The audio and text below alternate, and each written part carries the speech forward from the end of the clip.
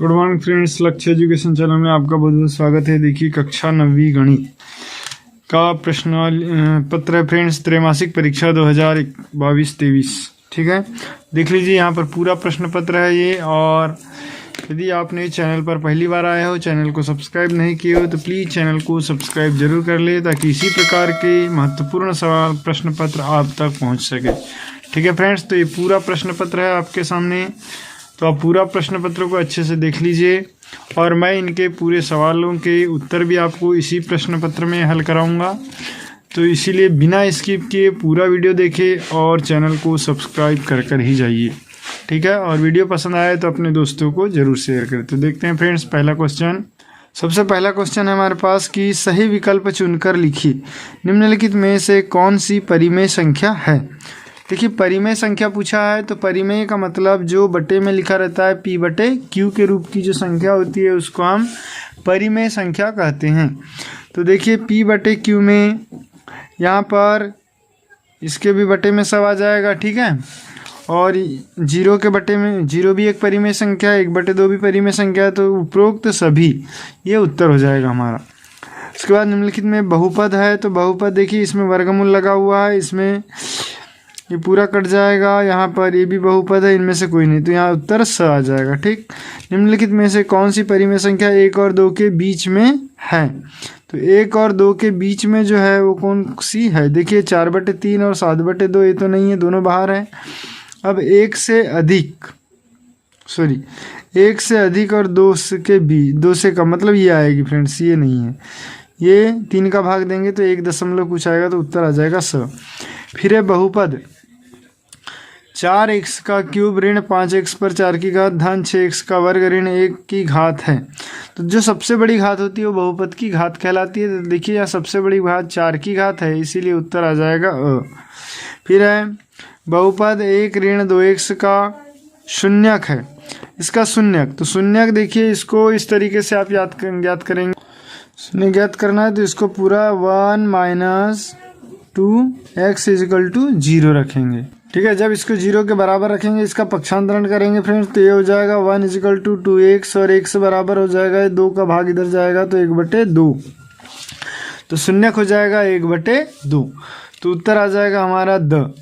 फिर है वर्गमूल a प्लस वर्गमूल b इंटू a वर्गमूल a माइनस वर्गमूल b।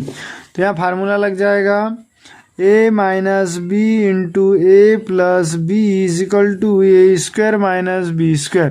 ये वाला फार्मूला लग जाएगा, तो ये क्या हो जाएगा a² - b²। इसमें वर्गमूल का स्क्वायर आ जाएगा, तो वर्गमूल से वर्ग कट गया, तो क्या आ जाएगा उत्तर a - b, तो हमारा उत्तर हो जाएगा ब। ठीक है, इसके बाद देखिए रिक्त स्थानों की पूर्ति कीजिए, सबसे छोटी प्राकृत संख्या। तो सबसे छोटी जो प्राकृत संख्या होती है वो होती है 1। फिर है बहुपद 0 को खालिस्तान बहुपद कहा जाता है, तो इसको क्या कहा जाता है, 0 है, इसको कहा जाता है शून्य बहुपद। फिर है 16 पर 1/2 की घात। 16 पर 1/2 की घात का मतलब हुआ वर्गमूल 16 और इसका मान होता है 4, तो इसका उत्तर आ जाएगा यहाँ पर 4। फिर है वर्गमूल 2 एक खालिस्तान संख्या है, तो ये अपरिमेय संख्या है। फिर है बहुपद 1 से ऋण 3 का शून्यक खालिस्तान है। देखिए 1 से ऋण 3 इसी प्रकार निकालेंगे, 1 से ऋण 3 बराबर 0, तो 1 से बराबर -3, तो इसका उत्तर आ जाएगा -3। फिर है 2 परिमेय संख्याओं के मध्य खालिस्तान परिमेय संख्या होती है, तो अनंत होती है। फिर है अचर बहुपद की घात खालिस्तान होती है, तो अचर बहुपद की घात जो होती है वो 0 होती है।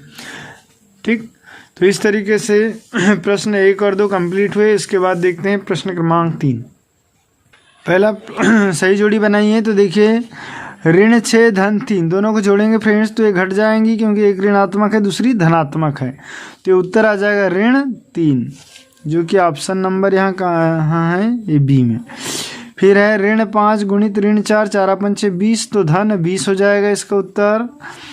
फिर आ जाएगा 1/4। 1/4 का देखिए यहाँ पर 1/4 का क्या दिया हुआ है, 2/8 दिया हुआ है। ठीक है, क्योंकि 2 का गुणा दोनों में कर दी, तो 2 × 1 = 2, बटे में 2 × 4 = 8, तो ये हो जाएगा 2/8 ही आ जाएगा।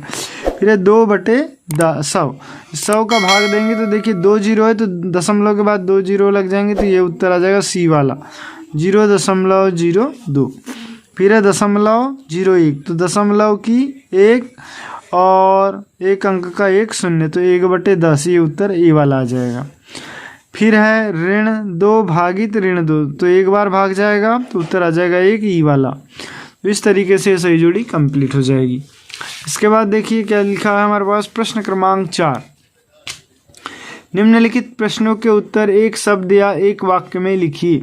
बहुपद 7x का वर्ग ऋण x क्यूब धन 7x ऋण 4 की घात लिखिए। तो इसकी सबसे बड़ी घात जो है 3 की घात है, तो इसका उत्तर हो जाएगा 3। बहुपद की घात क्या होगी, 3 हो जाएगी।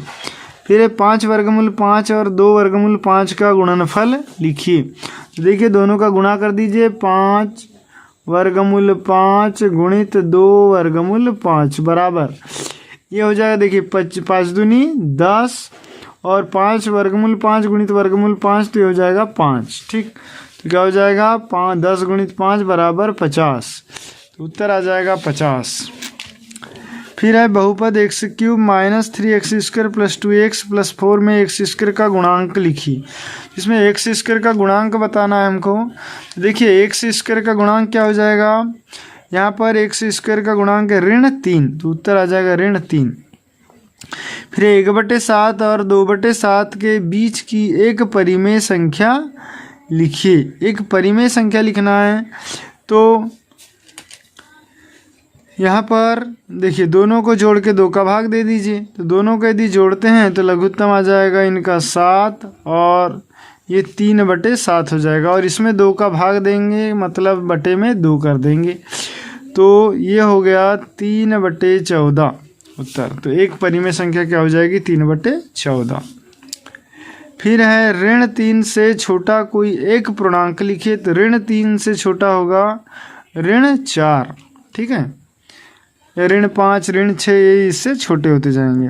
फिर क्या 0 एक परिमेय संख्या है, तो इसका उत्तर हो जाएगा हाँ 0 एक परिमेय संख्या है, क्योंकि 0 के बटे में 1 लिख दें या 0 के बटे में 2 लिख दें तो ये p/q के रूप की हो गई, और इसीलिए ये क्या होगी, एक परिमेय संख्या होगी। फिर 3 पर 0 की घात का मान लिखिए। तो देखिए किसी भी संख्या पर यदि 0 की घात होती है तो उसका मान हो जाता है 1, तो इसका उत्तर हो जाएगा 1।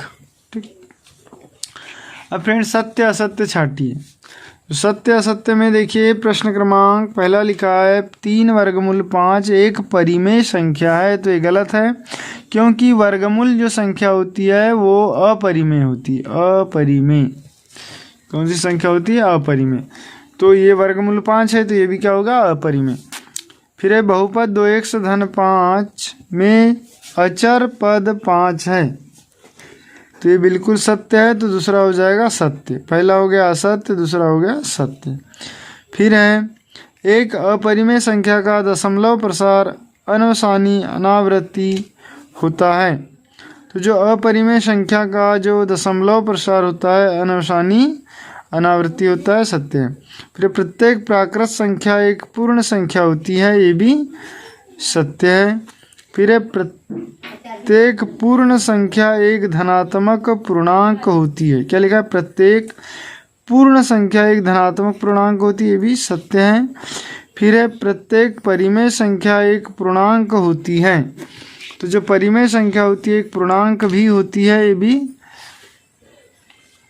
देखिए सभी के सभी परिमेय संख्या एक पूर्णांक होती है, तो ये असत्य हो जाएगा। ठीक है, तो ये फ्रेंड्स ये हमारे ऑब्जेक्टिव सवाल कंप्लीट हुए। इसके बाद देखिए यहाँ आपके समक्ष क्वेश्चन दिए हुए हैं, खाली बॉक्स में लिखिए 345 गुणित 5, इनका गुणा करके आपको लिखना है ये। यदि आप इनका भी हल चाहते हैं तो कमेंट्स में ज़रूर लिखें कि आपको कौन से सवाल नहीं बन रहे हैं, और उनका मैं परीक्षा के पहले इनका वीडियो बनाकर आपको पूरे सवालों का हल मैं बता दूंगा।